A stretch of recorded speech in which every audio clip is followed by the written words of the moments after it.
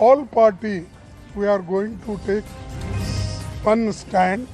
We unitedly should fight in Parliament and all opposition parties unitedly, and this is the only thing I want to convey you, because we are united in this, and unitedly we have decided, and we'll oppose this bill. But I want to tell you, we are not against the reservation. അത് രാജ്യത്തെ ജനങ്ങളെ ഭിന്നിപ്പിച്ച് അവർക്ക് ഭൂരിപക്ഷം നേടാനുള്ള agenda.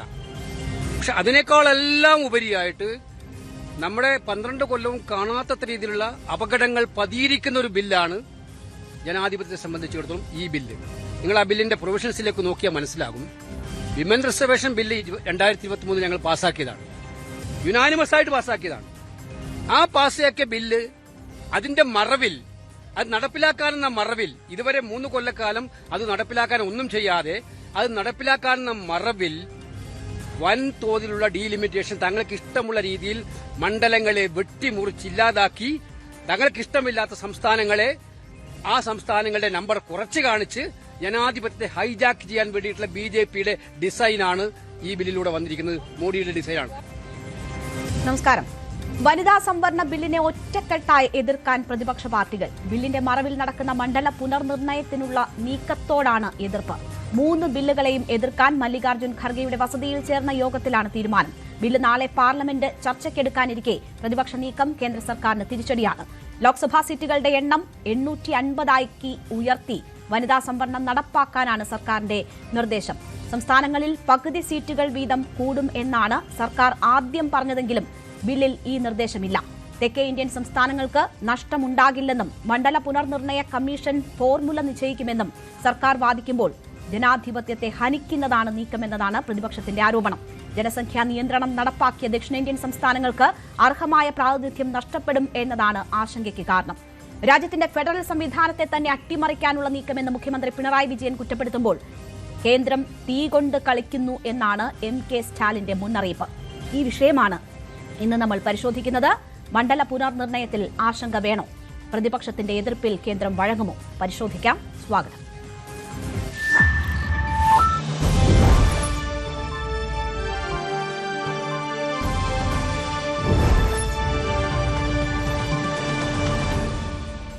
ഈ ചർച്ചയിൽ എനിക്കൊപ്പം doctor Gopakumar, രാഷ്ട്രതന്ത്ര വിദഗ്ധൻ, ശ്രീമതി ആനി രാജ, CPI പ്രതിനിധി, ആൻഡ് സെബാസ്റ്റ്യൻ, കോൺഗ്രസ് പ്രതിനിധി, അഡ്വക്കേറ്റ് ജയസൂര്യൻ, BJP പ്രതിനിധി എന്നിവരാണ് പങ്കെടുക്കുന്നത്. ആദ്യം ഡോക്ടർ ഗോപകുമാർ. വനിതാ സംവരണ ബിൽ എത്രയോ പതിറ്റാണ്ടായുള്ള സ്വപ്നമാണ്. അത് സാധ്യമാകും എന്ന് കരുതുന്നയിടത്താണ് കേന്ദ്ര സർക്കാർ കൊണ്ടുവന്ന ഉപാധികളിൽ പ്രതിപക്ഷ പാർട്ടികൾ എതിർപ്പ് കടുപ്പിക്കുന്നത്. നാളെ ബില്ലിനെ എതിർക്കാൻ അവർ ഒറ്റക്കെട്ടായുള്ള തീരുമാനം എടുക്കുന്നത്. ഭരണഘടനാ ഭേദഗതി ആയതുകൊണ്ട് തന്നെ 3/2 ഭൂരിപക്ഷം വേണം. അതുകൊണ്ട് തന്നെ കേന്ദ്ര നീക്കം പാളും എന്ന ഒരു സാഹചര്യം ഉണ്ടായിരിക്കുകയാണ്. പ്രതിപക്ഷത്തിന്റെ ആശങ്കകൾ കണക്കിലെടുക്കേണ്ടതായിരുന്നില്ലേ? ഈ നീക്കത്തിൽ ആദ്യം ചെയ്യേണ്ടത് ആ ആശങ്കകൾ പരിഹരിച്ചുകൊണ്ട് മുന്നോട്ട് പോകൽ എന്നതായിരുന്നില്ലേ? തീർച്ചയായിട്ടും അത് ഇക്കാര്യത്തിൽ വളരെ പ്രസക്തവുമാണ്. കാരണം ഒന്ന്, നമ്മളൊരു പെർഫെക്റ്റ് ഫെഡറൽ രാജ്യമല്ലെങ്കിലും ഒരു അർദ്ധ ഫെഡറൽ സംവിധാനത്തിൽ കൂടി മാത്രമേ നമുക്ക് മുന്നോട്ട് പോകാൻ പറ്റുള്ളൂ.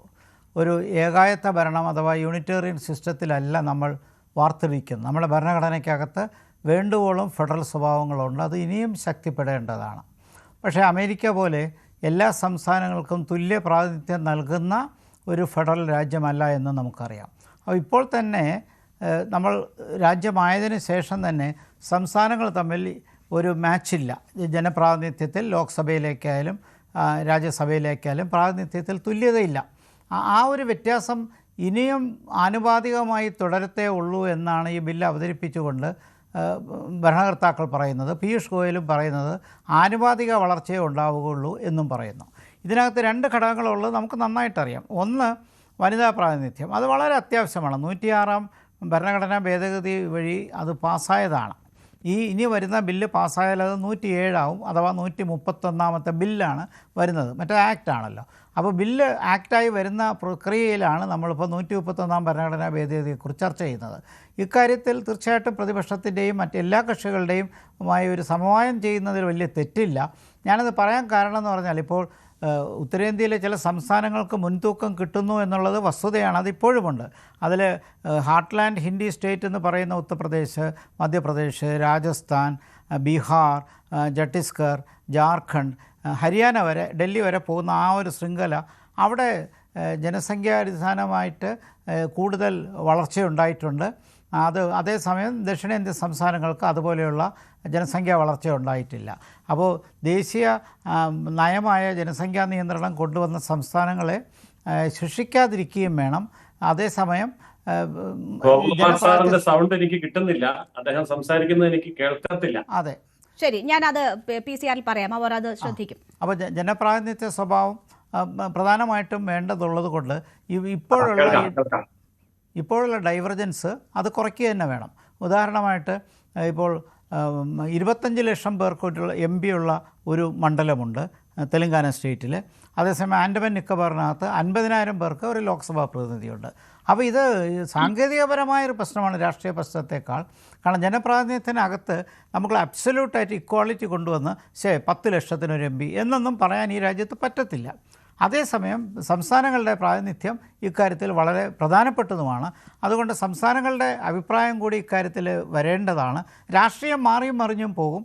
അതുകൊണ്ട് ഇന്നും ഭരിക്കുന്ന ഒരു സംസ്ഥാനം മറ്റൊരു പാർട്ടിക്ക് ആയിക്കൂടാമെന്നൊന്നുമില്ല. അപ്പോൾ അതുകൊണ്ട് അത് വെറും കക്ഷി രാഷ്ട്രീയത്തിൻ്റെ കാഴ്ചപ്പാടിൽ നിന്നല്ല കാണേണ്ടത്. മറ്റൊന്ന്, വനിതാ സംവരണത്തിൻ്റെ കാര്യത്തിൽ എല്ലാവർക്കും ഒരു അഭിപ്രായ ഐക്യമുണ്ട്. അതിനെ എതിർപ്പില്ല എന്ന് പ്രതിപക്ഷ കക്ഷികൾ ഇപ്പോൾ തന്നെ പറഞ്ഞു കഴിഞ്ഞു.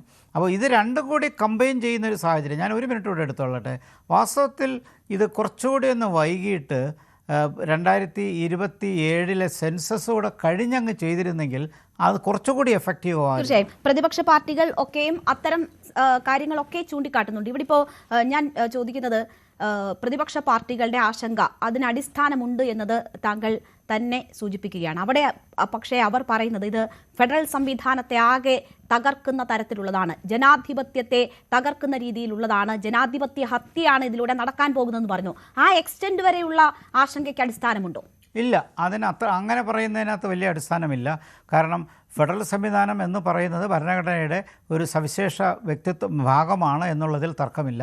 പക്ഷേ നമ്മളിതൊരു പെർഫെക്റ്റ് ഫെഡറൽ രാജ്യമല്ല, ജനിച്ചപ്പോൾ മുതൽ അങ്ങനെയല്ല വന്നിരിക്കുന്നത്. എന്നാൽ ഫെഡറലിസത്തിൽ കൂടി അല്ലാതെ നമുക്ക് മുന്നോട്ട് പോകാനും പറ്റില്ല.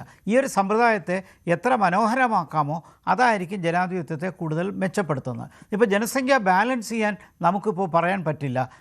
ഞാൻ ക്ലാസ്സിലൊക്കെ പണ്ട് അക്കാഡമിക് ക്ലാസ്സിലൊക്കെ ഇത് പറയുമ്പോൾ ഞാൻ പറയുന്നൊരു കാര്യമുണ്ടായിരുന്നു, നിങ്ങൾ നോക്കിക്കൊള്ളൂ ഇന്ത്യയിൽ ഇനിയും സംസ്ഥാനങ്ങളുണ്ടാകുമെന്ന്. ഇപ്പോഴും എനിക്ക് തോന്നുന്നു ഇനിയും നമുക്ക് 2-3 സംസ്ഥാനങ്ങളെങ്കിലും വരും. അപ്പോൾ 16 തുടങ്ങി നമ്മൾ 28 8 യൂണിയൻ ടെറിട്ടറികളുമുണ്ട്. ഇനിയും ഒരു 2-3 സംസ്ഥാനങ്ങളിലൂടെ വന്ന് സെറ്റിൽ ഡൗൺ ചെയ്യും. കാരണം ജനസംഖ്യ അത്ര വലുതാണ്. അപ്പോൾ അതുകൊണ്ട് ഏതെങ്കിലും സ്റ്റേറ്റിൻ്റെ അപ്രമാദിത്വം അല്ലെങ്കിൽ ഒരു കൂട്ടം ആൾക്കാരുടെ അപ്രമാദിത്വം വന്ന് അത് ഗവൺമെൻറ്റിലെ രാഷ്ട്രീയത്തിൽ കൂടുതൽ സ്വാധീനിക്കുന്നൊരു ഘടകം വരും. ആ ഒരു പ്രശ്നം സ്വാഭാവികമായിട്ടും തെറ്റിദ്ധാരണയ്ക്ക് വഴിയുണ്ടാക്കും. അതിൽ കവിഞ്ഞ് ജനാധിപത്യമൊക്കെ തകർന്നു പോകുമെന്നൊന്നും ഞാൻ വിശ്വസിക്കുന്നില്ല. കാരണം നാളെ ഒരു കാലത്ത് ഈ രാഷ്ട്രീയം മാറി ഒരു 10 കൊല്ലം കഴിഞ്ഞ് മറ്റൊരു പാർട്ടിയാണ് ഈ ഹിന്ദി ഹാർട്ട്ലാൻഡ് ഭരിക്കണമെങ്കിൽ അന്ന് ഇതിനെക്കുറിച്ച് നമ്മൾ എന്തോ പറയും. അപ്പോൾ രാഷ്ട്രീയം തിരഞ്ഞെടുപ്പിലെ രാഷ്ട്രീയം മാറിയും മറിഞ്ഞുമൊക്കെ വരും, അതിന് സംശയമൊന്നുമില്ല.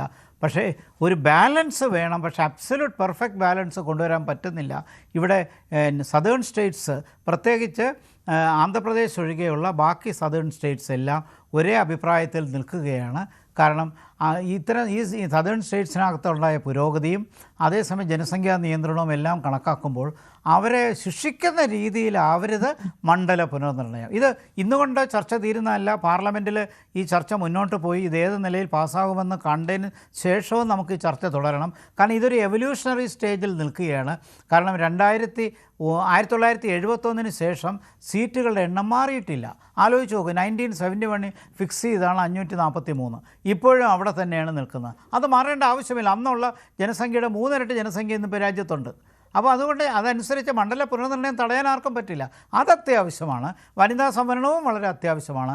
പക്ഷേ ഇങ്ങനെ വരുമ്പോൾ അതിനകത്ത് ഈ ജനസംഖ്യ കൂടുതലുള്ള സംസ്ഥാനങ്ങൾക്ക് സ്വാഭാവികമായും ഒരു വെയിറ്റേജ് അവിടെ വരുന്നുണ്ട്. ഇത് മറ്റൊരർത്ഥത്തിൽ പറഞ്ഞാൽ നീതി ആയോഗമൊക്കെ പരിഗണിക്കേണ്ടത് വികസനവുമായി ബന്ധപ്പെട്ട് ആസൂത്രണവുമായി ബന്ധപ്പെട്ട കാര്യങ്ങൾക്ക് പ്ലാൻ അലൊക്കേഷൻ ഉൾപ്പെടെയുള്ള കാര്യങ്ങൾ നടത്തുമ്പോൾ ജനസംഖ്യ മാത്രം വെയിറ്റേജ് എടുത്തു കഴിഞ്ഞാൽ നല്ല പ്രവർത്തനം ചെയ്യുന്ന സംസ്ഥാനങ്ങൾക്ക് പ്രോത്സാഹനം നൽകുന്ന ഒരു സ്റ്റെപ്പും കൂടി അതിനകത്ത് വരണം. അങ്ങനെ വന്നാൽ മാത്രമേ ഇതിന് ഗുണമുള്ളൂ. ഇപ്പോൾ വോട്ടുകൾ എണ്ണി നോക്കുന്നത് പോലെ വേണം, ജനാധിപത്യത്തിൽ അത് വേണം.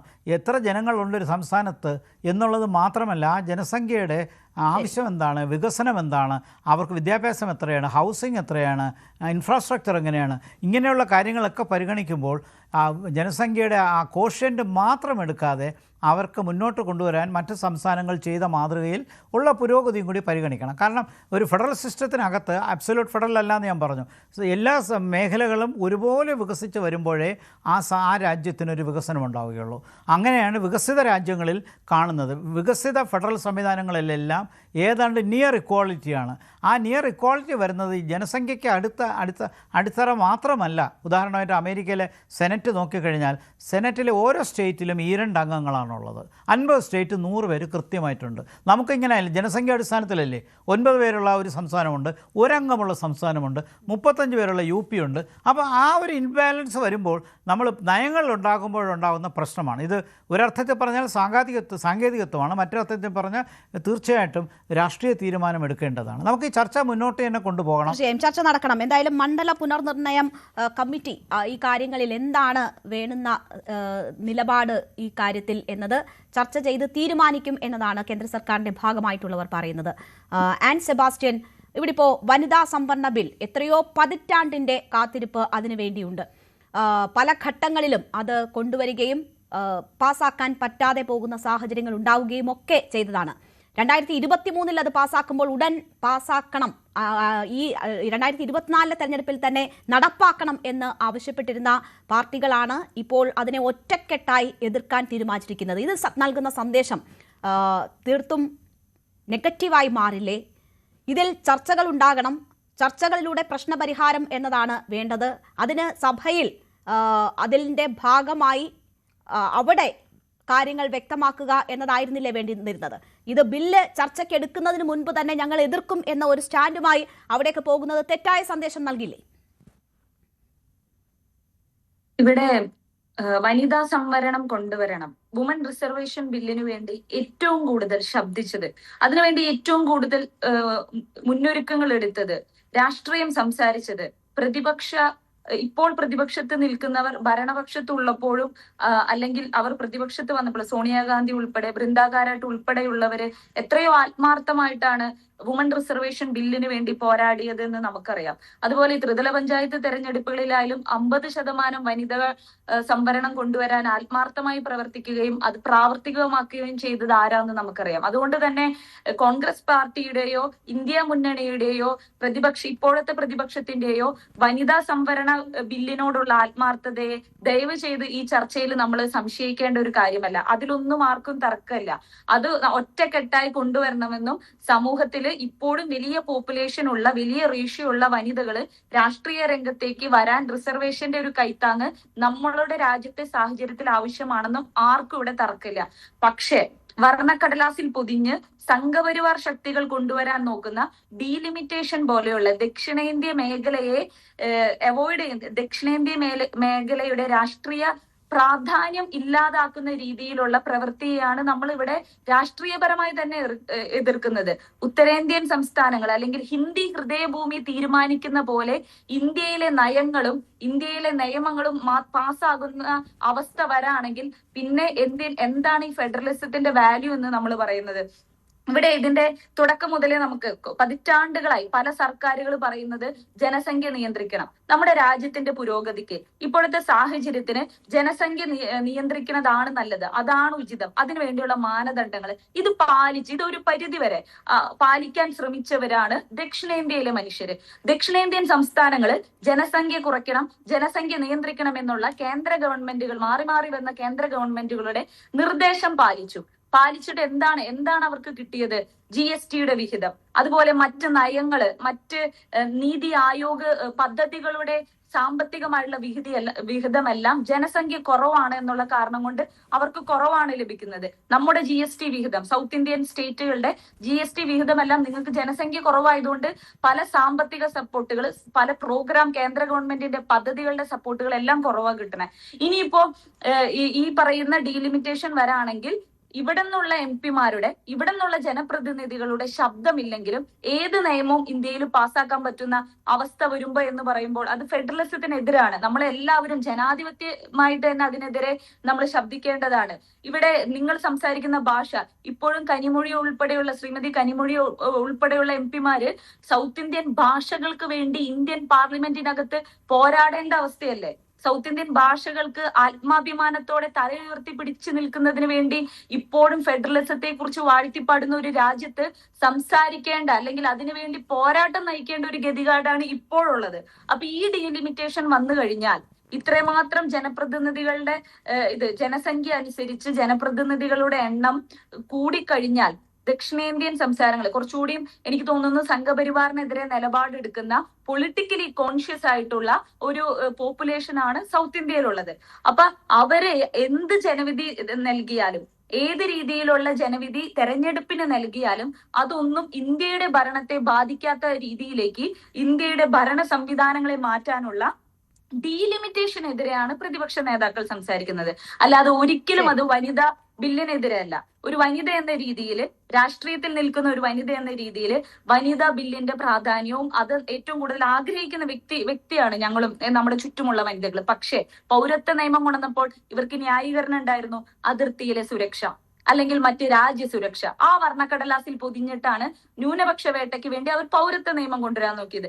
FCRA നിയമം ഇപ്പോൾ അവസാനമായിട്ട് FCRA നിയമം കൊണ്ടുവന്നപ്പോൾ കേന്ദ്ര ഗവൺമെന്റിന്റെ ന്യായീകരണമുണ്ട്, അനധികൃതമായ കേന്ദ്ര വിദേശ ഫണ്ടുകൾ തടയാനാണെന്ന്. അപ്പൊ ഓരോ നിയമത്തിന്റെ ഗൂഢലക്ഷ്യങ്ങളെ മറയ്ക്കുന്നതിന് വേണ്ടി ഓരോ വർണ്ണക്കടലാസിൽ പൊതിഞ്ഞാണ് എപ്പോഴും അവർ ഓരോന്ന് അവതരിപ്പിക്കുക. അപ്പൊ ഇത് വനിതാ സംവരണം എന്ന് പറഞ്ഞിട്ട് ഡീലിമിറ്റേഷന്റെ അപകടങ്ങളെ ചർച്ച ചെയ്യാൻ പോലും സമ്മതിക്കാത്തത് ജനാധിപത്യ വിരുദ്ധമാണ്. അതിനെതിരെ ശക്തമായി നമ്മൾ അതിനെതിരെയാണ് പ്രതിഷേധം എന്നതാണ് സൂചിപ്പിക്കുന്നത്. അഡ്വക്കേറ്റ് ജയസൂര്യൻ, നോക്കൂ, ഈ ആശങ്കകൾ നേരത്തെ മുതൽ തന്നെ ഉയരുന്നതാണ്. ഈ ബില്ല് പാസ്സാക്കുമ്പോൾ എന്തിനാണ് ഈ വ്യവസ്ഥകൾ എന്ന ചോദ്യം വളരെ ശക്തമായി തന്നെ പ്രതിപക്ഷ പാർട്ടികൾ ഉയർത്തിയതാണ്. ഇപ്പോൾ മറ്റൊരു സന്ദർഭത്തിൽ തിരക്ക് പിടിച്ചത് നടത്താനുള്ള നീക്കം നടത്തുമ്പോൾ അതിൽ രാഷ്ട്രീയ ലക്ഷ്യങ്ങൾ ഉണ്ടോ എന്ന സംശയം പ്രതിപക്ഷ പാർട്ടികളെ സംബന്ധിച്ചുണ്ടാകുന്നു.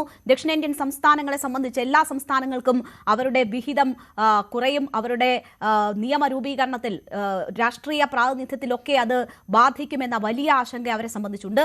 അപ്പോൾ ഈ ആശങ്കകൾ അത് അഡ്രസ് ചെയ്യുക എന്നതായിരുന്നില്ലേ ഏറ്റവും ആദ്യം ചെയ്യേണ്ടിയിരുന്നത്?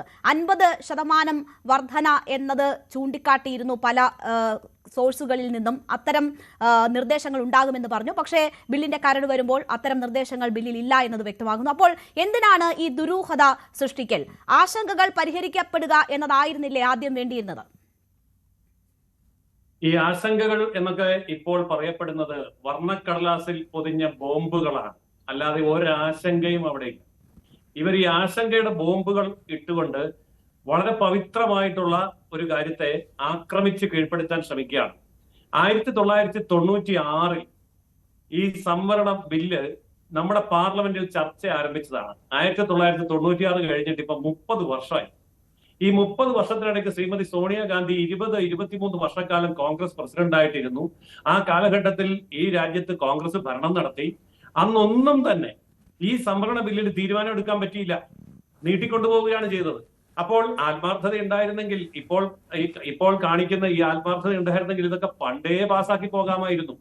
മാത്രമല്ല 1971 ശേഷം ഇന്ന് വരെ ഏതാണ്ട് 55 വർഷക്കാലമായി നമ്മുടെ ജനസംഖ്യയിലുണ്ടായ മാറ്റം, ആ മാറ്റത്തിന്റെ അടിസ്ഥാനത്തിൽ അരപതിറ്റാണ്ടും കഴിഞ്ഞിട്ടും നമുക്ക് ഈ കാര്യത്തിൽ തീരുമാനം എടുക്കാൻ പറ്റിയില്ല എന്നുണ്ടെങ്കിൽ അത് നമ്മുടെ രാജ്യത്തിന്റെ പുരോഗതിയെ ബാധിക്കും. പിന്നെ ദക്ഷിണേന്ത്യൻ സംസ്ഥാനങ്ങളിലെ ജനസംഖ്യയെ കുറിച്ചൊക്കെ പറയുന്നത്, അതാണ് ഞാൻ പറയുന്നത്, അത് വർണ്ണക്കടലാസിൽ പൊതിഞ്ഞ ബോംബാണ്. കാരണം വടക്ക് കിഴക്കൻ സംസ്ഥാനങ്ങളിലെ 7 സംസ്ഥാനങ്ങളുണ്ട്. ആ 7 സംസ്ഥാനങ്ങളിൽ ജനസംഖ്യ തുലോം കുറവാണ്. പക്ഷെ ഇപ്പോൾ നോക്കൂ, എല്ലാ കാലഘട്ടങ്ങളിലും വടക്ക് കിഴക്കൻ സംസ്ഥാനങ്ങൾക്ക് നമ്മൾ കൊടുക്കുന്ന അലോട്ട്മെന്റ്, ബജറ്റ് അലോട്ട്മെന്റ് മറ്റ് പദ്ധതികൾ, പ്രത്യേക പാക്കേജുകൾ, ഇതൊക്കെ അവിടുത്തെ ജനസംഖ്യയുടെ അടിസ്ഥാനത്തിൽ നോക്കിയിട്ടല്ലല്ലോ. അതുപോലെ ജമ്മു കാശ്മീരിന് നമ്മൾ കൊടുക്കുന്ന ആനുകൂല്യങ്ങൾ ജമ്മു കാശ്മീരിലെ ജനസംഖ്യ നോക്കിയിട്ടല്ലല്ലോ. അപ്പോൾ ജനസംഖ്യയുടെ അടിസ്ഥാനത്തിൽ ആർക്കും ഒന്നും നഷ്ടപ്പെടാൻ പോകുന്നില്ല.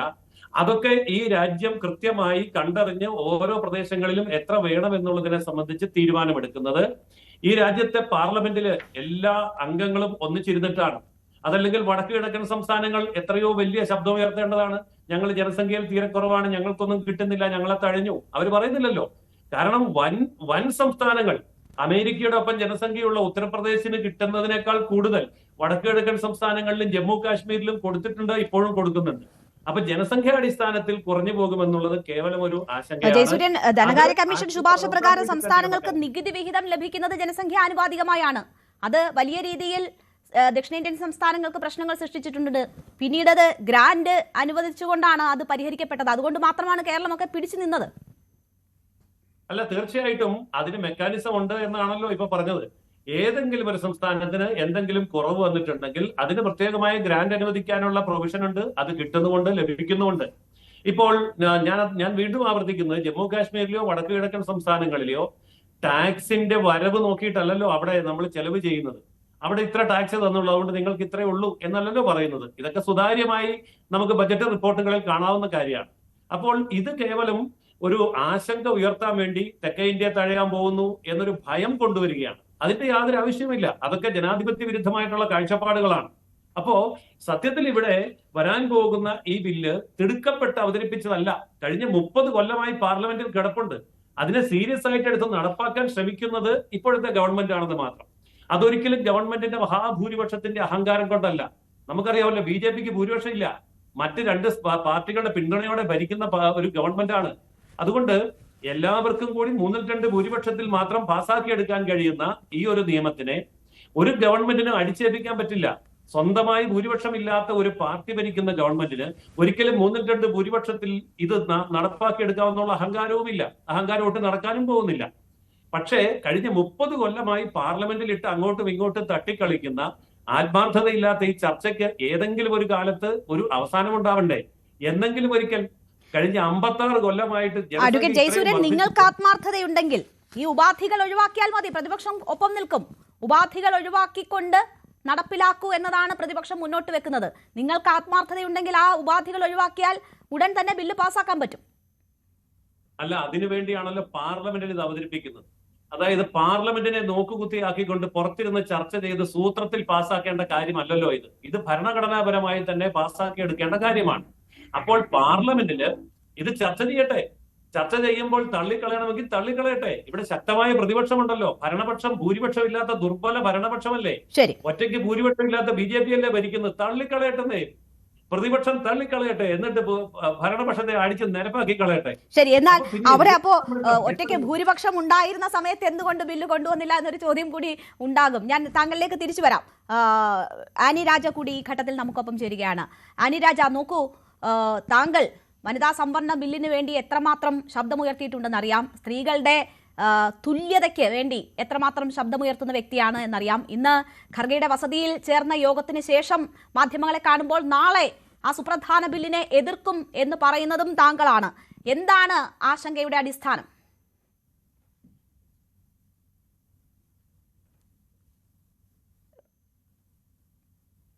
ഒരു തിരുത്തലുണ്ട് താങ്കളുടെ സ്റ്റേറ്റ്മെന്റിൽ. ആ സുപ്രധാന ബില്ലിനെ എതിർക്കുമെന്ന് ഞാനോ അല്ലെങ്കിൽ ഇന്ത്യ സഖ്യത്തിന്റെ ഒരു പാർട്ടിയുമോ പറയുന്നില്ല. ഞങ്ങൾ പറയുന്നത് എന്താണ്? ഞങ്ങൾ പൂർണ്ണമായും പിന്തുണയ്ക്കും ആ ബില്ലിനെ. കഴിഞ്ഞ 30 വർഷമായി കിടക്കുന്ന ബില്ലല്ലേ, എന്തുകൊണ്ട് കൊണ്ടുവന്നില്ല? സ്വയമായി ചോദിക്കേണ്ട ഒരു കാര്യം കൂടിയാണത്. സുഷമ സ്വരാജ് ലോക്സഭയിലും അതുപോലെ തന്നെ മുൻ ഫിനാൻസ് മിനിസ്റ്റർ രാജ്യസഭയിലും പ്രതിപക്ഷ നേതാക്കളായിരിക്കുമ്പോൾ അവർ പറഞ്ഞിരുന്നു, ഇതാ ഈ ബില്ല് കൊണ്ടുവന്നാൽ ഉടനെ ഞങ്ങൾ അധികാരത്തിൽ വന്നാൽ ഏറ്റവും ആദ്യത്തെ 100 ദിവസത്തിനുള്ളിൽ ഈ ബില്ല് പാസ്സാക്കുമെന്ന് പലതവണ ആവർത്തിച്ചു പറഞ്ഞിട്ടുള്ളതാണ് BJP നേതൃത്വം. പക്ഷേ എന്നാൽ ആ രീതിയിൽ ഈ ബില്ല് വരുമ്പോൾ അതിനെ പിന്തുണയ്ക്കാനോ ആവശ്യമായ പിന്തുണ നേടിക്കൊടുക്കുന്നതിനൊന്നും ഒരു പരിശ്രമം നടത്തി. അത് മാത്രമല്ല, നിങ്ങൾ തൊട്ടുമുന്നേ ചോദിച്ചു, 2014 അധികാരത്തിൽ വന്നിട്ട് 2023 വരെ ഈ ബില്ലിനെ കുറിച്ച് ഒരക്ഷരം സംസാരിക്കാതിരുന്നതാണ് നമ്മുടെ പ്രധാനമന്ത്രി. ആ പ്രധാനമന്ത്രി വളരെ പെട്ടെന്ന് എന്തിനാണ് ഒരു ദിവസം റൂമർ വരുന്ന മാധ്യമങ്ങളിലൂടെ പുതിയ പാർലമെന്റ് കെട്ടിടത്തിന്റെ ഉദ്ഘാടനം ഉണ്ടാകും, അതിൽ ആദ്യം കൊണ്ടുവരുന്ന ബില്ല് മഹിളാ സംവരണ ബില്ലായിരിക്കും, വനിതാ സംവരണ ബില്ലായിരിക്കും എന്നൊക്കെ റൂമർ എങ്ങനെയാണ് വന്നത്? ആ റൂമർ വരുന്നതിന് കാരണമായത് ഈ കേന്ദ്ര ഗവൺമെന്റ്, നരേന്ദ്രമോദി ഗവൺമെന്റ് സുപ്രീം കോർട്ടിന്റെ അതികർശനമായ നിർദ്ദേശത്തെ തുടർന്നാണ്. അത് NFIW 2021 കൊടുത്ത, ദേശീയ മഹിളാ ഫെഡറേഷൻ 2021 കൊടുത്ത ഒരു റിട്ട് പെറ്റീഷന്റെ അടിസ്ഥാനത്തിൽ കോടതി ചോദിച്ചു കേന്ദ്ര ഗവൺമെന്റിനോട്, നിങ്ങൾ അറിയിക്കണം നിങ്ങളുടെ നിലപാട് എന്താണ് എന്ന് പറഞ്ഞ 2 വർഷക്കാലം കോടതിക്ക് മുമ്പാകെ തങ്ങളുടെ നിലപാട് അറിയിക്കുന്നത് റെഫ്യൂസ് ചെയ്ത മടിച്ചു നിന്ന കേന്ദ്ര ഗവൺമെന്റിനെ അതിശക്തമായി ആ കേന്ദ്ര ഗവൺമെന്റ് നിലപാടിനെതിരെ നിന്നപ്പോഴാണ് ജസ്റ്റിസ് ഖന്ന പറഞ്ഞു, we won't mind to pass and issue an order against you എന്ന് പറയേണ്ട വന്ന ഒരു സാഹചര്യത്തിലാണ് പെട്ടെന്ന് പുതിയ പാർലമെന്റിന്റെ ഉദ്ഘാടനവും ഈ വനിതാ സംവരണ ബില്ല് കൊണ്ടുവരും. അതിൽ ആ വനിതാ സംവരണ ബില്ലില് ആവർത്തിച്ച് സ്ത്രീ ശാക്തീകരണത്തെ കുറിച്ച് കിട്ടാവുന്ന വേദികളിലൊക്കെ ഇപ്പൊ ഒരാഴ്ചയിലേറെ എന്തൊരു ബിൽഡപ്പാണ് ഈ നാരി ശക്തി വന്ദൻ അധിനിയമത്തെ കുറിച്ച്. എന്നാൽ അതിൽ ഒരു കഴഞ്ച് ഒരു ഇഞ്ച് ആത്മാർത്ഥതയുണ്ടെങ്കിൽ 2023 ബില്ല് പാസ്സാക്കുമ്പോൾ എന്തിന് സ്ത്രീകളുടെ 2 കാലിലും ആനച്ചങ്ങലിട്ട് ബില്ല് പാസ്സാക്കി? സെൻസസും ഡീലിമിറ്റേഷനും എന്ന് നടക്കുമെന്നോ എപ്പോൾ നടക്കുമെന്നോ അറിയാത്ത ഒരു കാര്യം. അത് വന്നു കഴിഞ്ഞാലേ അതിനുശേഷമേ ആ നടപടികൾക്ക് ശേഷമേ ഈ പാസ്സാക്കിയ വനിതാ സംവരണ ബിൽ നടപ്പിലാക്കൂ എന്ന് എന്തുകൊണ്ട് പറഞ്ഞു? ഇതൊരു ചോദ്യമാണ്. നിങ്ങളുടെ ആത്മാർത്ഥതയെ ചോദ്യം ചെയ്യുന്നത് സെൻട്രൽ ഗവൺമെന്റ്, BJP നേതൃത്വ സെൻട്രൽ ഗവൺമെന്റ് ആത്മാർത്ഥതയെ ചോദ്യം ചെയ്യുന്നു. രണ്ടാമതൊന്ന്, ഈ ബില്ല് പാസ്സായതിനു ശേഷമാണ് 2024 തെരഞ്ഞെടുപ്പ് നടക്കുന്നത്. അതിന് മുന്നേയുള്ള പാർലമെന്റിൽ 14% സ്ത്രീകൾ പാർലമെന്റ് അംഗങ്ങളായിരുന്നു. ഈ ബില്ല് പാസ്സാക്കിയതിനു ശേഷം നടന്ന തെരഞ്ഞെടുപ്പിൽ, ലോക്സഭാ തെരഞ്ഞെടുപ്പിൽ 13 ആ സംഖ്യ കുറഞ്ഞു. എന്തേ? ഈ ബില്ല് പാസ്സാക്കി ഏട്ടിലെ പശു പുല്ല് തിന്നില്ല. ഇതിങ്ങനെ 2 കണ്ടീഷനുകളോടെ വെച്ചിരിക്കുകയാണ്. അന്നും ഈ ബില്ലിനെ അപ്പോഴും പിന്തുണച്ചത് പ്രതിപക്ഷ പാർട്ടികൾ, ഓപ്പോസിഷൻ പാർട്ടികൾ. പക്ഷെ പറഞ്ഞ ഒരു കാര്യം, ഇത് ഞങ്ങൾ പാസ്സാക്കുന്നതിന് വേണ്ടി പിന്തുണയ്ക്കുന്നു, എന്നാൽ ഇത് സ്ത്രീകൾക്ക് അഡ്വാൻറ്റേജ് ഉണ്ടാണെങ്കിൽ, ഇതിന്റെ ഗുണം ലഭിക്കണമെങ്കിൽ ഈ കണ്ടീഷൻസിനെ ഞങ്ങൾ എതിർക്കുന്നു എന്ന് വളരെ വ്യക്തമായി അന്നും പറഞ്ഞാണ്. ഇന്നിപ്പോൾ ഈ ബില്ല് നാളെ അത് പാർലമെന്റിൽ അവതരിപ്പിക്കാൻ പോകുന്നു.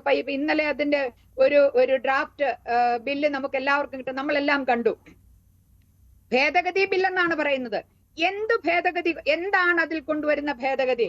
ആ ഭേദഗതി വഴി ഈ അടുത്ത വർഷം നടക്കാൻ പോകുന്ന UP അസംബ്ലി തെരഞ്ഞെടുപ്പിൽ സ്ത്രീകൾക്ക് 33% സീറ്റിൽ മത്സരിക്കാൻ സാധിക്കുമോ?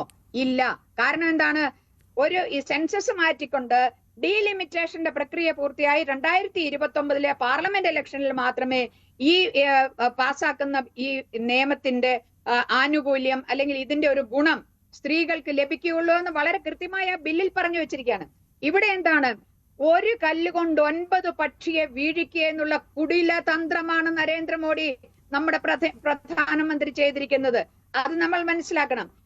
ഈ ബില്ലിനെ വീണ്ടും അമെൻമെന്റ് എന്ന് പറഞ്ഞ് പാർലമെന്റിലേക്ക് കൊണ്ടുവരുമ്പോൾ അതിന്റെ കൂടെയുള്ള കണ്ടീഷൻ, ഡീലിമിറ്റേഷന്റെ സീറ്റുകൾ വർദ്ധിപ്പിച്ചുകൊണ്ടുള്ള അതിന്റെ വിശദാംശങ്ങളിലേക്ക് പിന്നീട് വരാം. ഈ കാര്യം തീർച്ചയായും ഞങ്ങൾ വനിതാ ബില്ലിനെ ഇടതുപക്ഷ പാർട്ടികളും അതുപോലെ തന്നെ ഇന്ത്യ സഖ്യത്തിലെ മുഴുവൻ പാർട്ടികളും ഒരു മനസ്സോടെ, OBC സംവരണം ആവശ്യപ്പെട്ടിരുന്ന RJD അടക്കമുള്ള പാർട്ടികൾ ഈ പൊതുവായ തീരുമാനത്തോടൊപ്പം ചേരും. ഞങ്ങളുടെ ഡിമാൻഡ് അതിനുവേണ്ടി ഞങ്ങൾ വീണ്ടും പോരാടും, തുടർന്നും പോരാടും. പക്ഷേ ഈ ബില്ല് ഈ കണ്ടീഷനുകൾ മാറ്റിക്കൊണ്ട്, ഈ നിബന്ധനകൾ 2 കണ്ടീഷൻ, സെൻസസ്, ഡീലിമിറ്റേഷൻ എന്നുള്ള ഈ വ്യവസ്ഥകൾ മാറ്റിക്കൊണ്ട് ഇത് പാസ്സാക്കുന്നതിനോട് ഞങ്ങൾ അനുകൂലിക്കുന്നു. അതിനുവേണ്ടി സർക്കാരിനോടൊപ്പം വോട്ട് ചെയ്യാൻ ഞങ്ങൾ എല്ലാവരും തയ്യാറാണ് എന്നാണ് ഇന്നത്തെ ഇന്ത്യ സഖ്യ മീറ്റിംഗിൽ എല്ലാ പാർട്ടികളും തീരുമാനിച്ചത്. അങ്ങനെയാണോ ബില്ല് കൊണ്ടുവരുന്നത്? അല്ല. അപ്പൊ സ്വാഭാവികമായും എന്താണ്? അങ്ങനെ അല്ലാതെ കൊണ്ടുവരുമ്പോൾ സ്വാഭാവികമായും അതിൽ ഞങ്ങൾ ഉയർത്തിക്കാട്ടും ഈ ഡീലിമിറ്റേഷന്റെ വിഷയം. അങ്ങനെ വരുമ്പോൾ ഒന്നാമത്തെ കല്ലെന്ന് പറഞ്ഞാൽ ഇത് പ്രതിപക്ഷം പാർട്ടികൾ ഞങ്ങൾ തയ്യാറാണ്, ഗവൺമെന്റ് തയ്യാറാണ്, നരേന്ദ്രമോദിയും BJPയും തയ്യാറാണ്. പക്ഷേ പ്രതിപക്ഷ പാർട്ടികൾ ഇതിനെ അനുകൂലിക്കുന്നില്ല എന്ന് പറഞ്ഞ് ഇതിന്റെ മുഴുവൻ ഓണസം ഒരു കുറ്റവാളികളാക്കുന്നതിന്, പ്രതിപക്ഷത്തെ കുറ്റവാളിയാക്കുന്നതിനുള്ള ഒന്നാമത്തെ കല്ലും ഒന്നാമത്തെ ലക്ഷ്യവും. രണ്ടാമത്തേത്, തമിഴ്നാട്ടിലും വെസ്റ്റ് ബംഗാളിലും തെരഞ്ഞെടുപ്പ് വലിയ 2 അസംബ്ലികളാണ്. അവിടെ പ്രധാനപ്പെട്ട നേതാക്കന്മാരെല്ലാവരും അവിടെ പ്രചാരണത്തിലാണ്. കുറച്ച് ദിവസങ്ങളെ ബാക്കിയുള്ളൂ.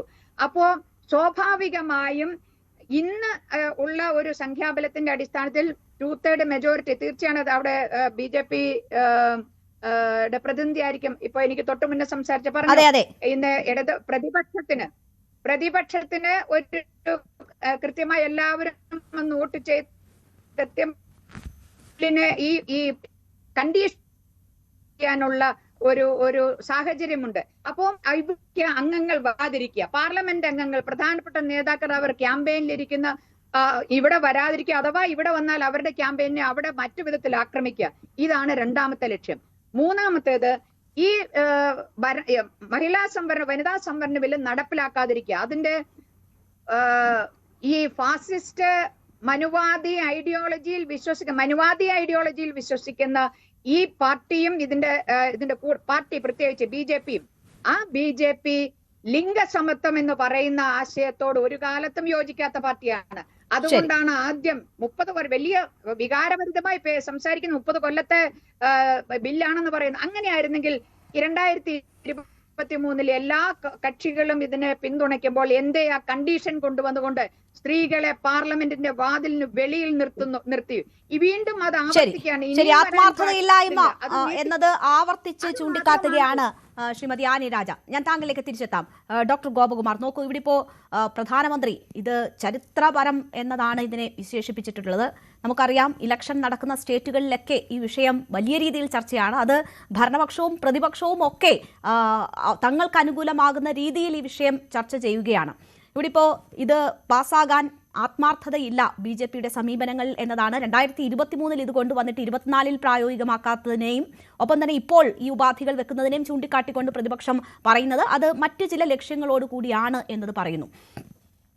BJPയെ സംബന്ധിച്ച് ആത്മാർത്ഥതയുണ്ട് എങ്കിൽ പ്രതിപക്ഷത്തിനെ സഹകരിപ്പിച്ചുകൊണ്ട് ഇത് നടത്താൻ പറ്റുന്ന മാർഗങ്ങളില്ലേ?